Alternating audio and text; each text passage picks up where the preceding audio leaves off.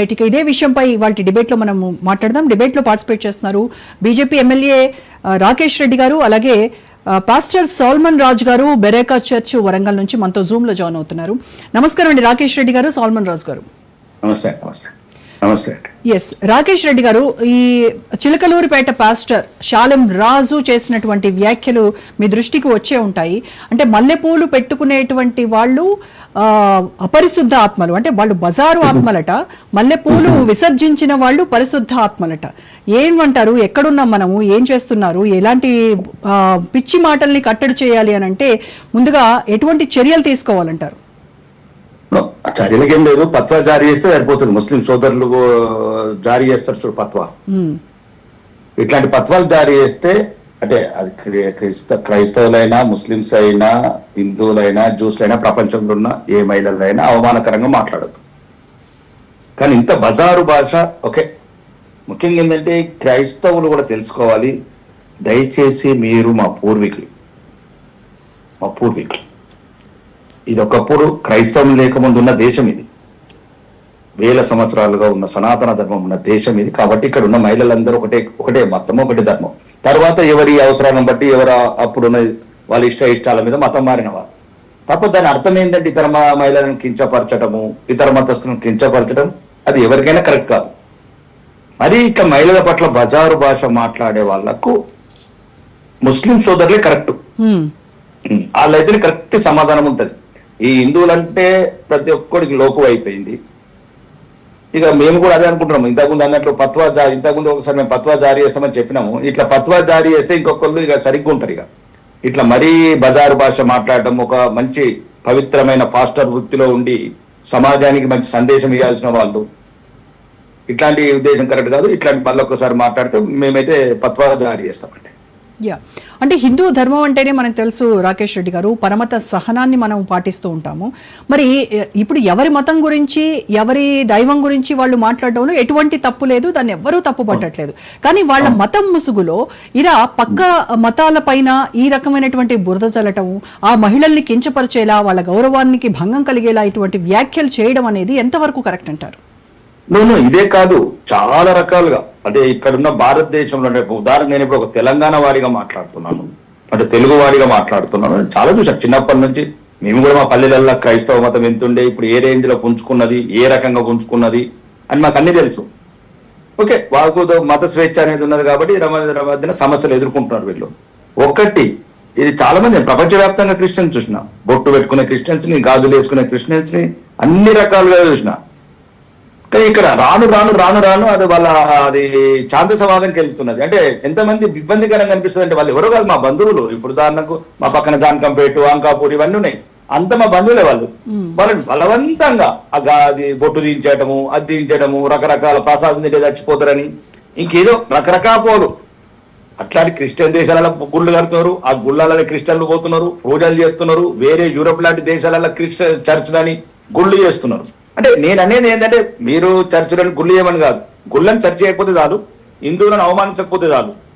కానీ ఇట్లా ఎవడు పడితే వాడు చులకనగా మాట్లాడితే ఇంకా మెజారిటీ గల దేశం, మెజారిటీ సహనం కోల్పోయిందనుకో బాగా దారుణమైన పరిస్థితులు మాత్రం ఉంటాయి. ఇది మాత్రం చెప్తున్నాను నేను.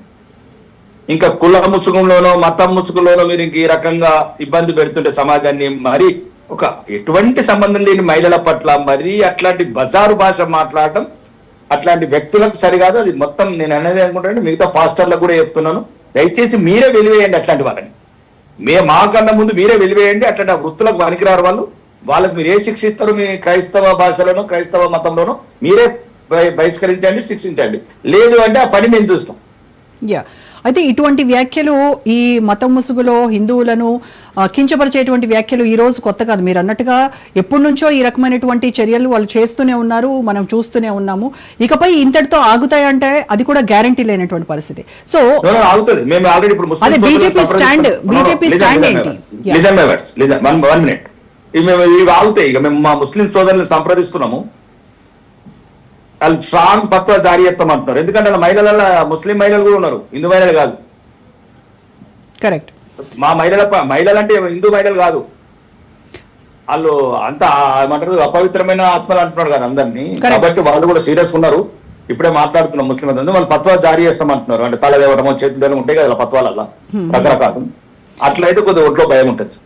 ఎస్ రాకేష్ రెడ్డి గారు, మీరు కరెక్ట్ పాయింట్ చెప్పారు. వాళ్ళు కూడా ఎంత బుకాయిస్తున్నారు అని అంటే, చేయాల్సినటువంటి చేతలన్నీ చేసి అనాల్సినటువంటి మాటలన్నీ అనేసి, మా శాలెం రాజు మాట్లాడినటువంటి వాటిల్లో ఆ వాక్యాల్లో మీరు కనుక శ్రద్ధగా పరిశీలిస్తే ఎక్కడా కూడా హిందూ మహిళలు అని ఆయన వేరు చేసి మాట్లాడలేదు. క్రైస్తవ మహిళలు మాత్రమే పరిశుద్ధాత్మలు, వాళ్ళు పూలు పెట్టుకోరు. బజారు ఆత్మలకు అలా పెట్టుకునే వాళ్ళు వేరే ఉంటారు, ఆ వేషాలు వేసేవాళ్ళు వేరే ఉంటారు అని అన్నారు తప్ప, మేము ఎక్కడ మహిళల్ని హిందువులు ముస్లింలు అని చెప్పి మేము అనలేదు కదా అనేసి వాళ్ళు బుకాయిస్తున్నారు. ఏం చేయాలి, వాళ్ళు రాజకీయాలకు వస్తే బాగుంటుంది. మత ప్రచారానికి బదులు రాజకీయాలకు వస్తే మాటలు మార్చవచ్చు రాజకీయ నాయకులు. అదే అది మతం అన్నప్పుడు కొద్దిగా పవిత్రత, ఇప్పటికే చాలా రకాలుగా పవిత్రత పోతున్నది. చాలా రకాల చర్చలలో రకరకాల సమస్యలు ఇవన్నీ. ఎందుకంటే వాళ్ళ మతంలో నేను పెద్ద ఇన్వాల్వ్ కాదలుచుకోలేదు. నేను కూడా ఈ రోజు బహిరంగంగా కూడా చెప్తానని ఇంతకుముందు కూడా చెప్పాను. ఇంతకుముందు నేను ఎదుగుల ద్వారా చెప్పాను, ఎప్పుడైతే అన్ని మతాలు సమానమైనప్పుడు మత మార్పిడి ఎందుకు అవసరం పడుతున్నది మీకు? ఇప్పుడు అన్ని మతాలు సమానమైన పదాలు వచ్చినప్పుడు ఒకటి. రెండోది, హిందువులను ఎందుకు మార్చుతున్నారు మీరు? హిందువులను ఎందుకు మార్చుతున్నారు? ముస్లింస్ ఎందుకు మార్చారు? నేను అట్లా కూడా ఛాలెంజ్ చేశాను. పెద్ద ఆయన ఎవరో ఉంటారు, కల్వారి ఏదో సతీష్ కుమార్ గారు ఎవరు ఉంటారు, మీ నెలకు ఎవరో అతను ఎవరో కుక్కడిపల్లి ఉంటాడు ఒకరు. 3,500 మందిని మారుస్తామని ఒక స్టేట్మెంట్ ఇచ్చారు వాళ్ళు ఎవ్రీ మంత్. నేను 30 మంది ముస్లింలు మార్చండి చూద్దామని. అంటే ఒక అమాయకమైన హిందువులు, అమాయక పల్లెటూరు అమాయకులు, లేకపోతే సామాన్య జీవితం గడికే వాళ్ళకు మభ్యాలు చెప్పి మభ్యపాట చెప్పి ఒకసారి చూడండి. ఎక్కడన్నా నేను చాలా 100 వీడియోలు చూశానండి. పాపం సామాన్యమైన ఆడవాళ్ళు, మహిళలు, భక్తులు ఈ క్రైస్తవ మతం స్వీకరించిన తర్వాత కింద పడి పొర్లుతారు మొత్తం. ఎక్కడ డబ్బున్న వాళ్ళు ఎక్కడ కింద పడలేగా చూడలేదు నేను. ఏదైతే వీళ్ళ సువార్త సభలు కావచ్చు, ఇంకేదైనా సభలు కావచ్చు, ఆ పేదవాళ్ళని, అమాయకులని ఆ రకంగా వాళ్ళు ప్రలోభం చేసి ఇట్లాంటి ఆ కింద పడి ఏదో రకరకాల కేకలు వేయటము, ఆకలి వేయటం, అది వేరే విషయం. ఒక్క డబ్బున్నోడు మాత్రం ఆ కింద పడంగా చూడలేదు నేను. రెండోదేమో అన్ని మేము పూజ చేస్తే పోతామంటే పాపం జాన్ పోపాలకేమో మొత్తం ప్రపంచంలో డాక్టర్లంతా ట్రీట్మెంట్ చేయవలసి వచ్చింది. అంటే మతము వేరు, నమ్మకాలు వేరు, అసత్య ప్రచారం వేరు. ఈ అసత్య ప్రచారమే పెద్ద సమస్య వీళ్ళతో.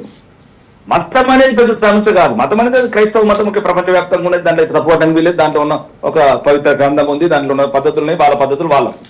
కానీ మీకు ఇప్పుడు నేను చెప్తున్నా కదా, మా దగ్గర చర్చిలలో చాలా చోట్ల మీకు వస్తే మొత్తం ఉన్న రోగాలు తగ్గిపోతాయి, ప్రేయర్ చేస్తే జ్వరం తగ్గిపోతుంది, ఇవన్నీ తగ్గిపోతే జానిపోపాలకు ప్రపంచంలో డాక్టర్లు ఎందుకు అవసరం పడ్డారు?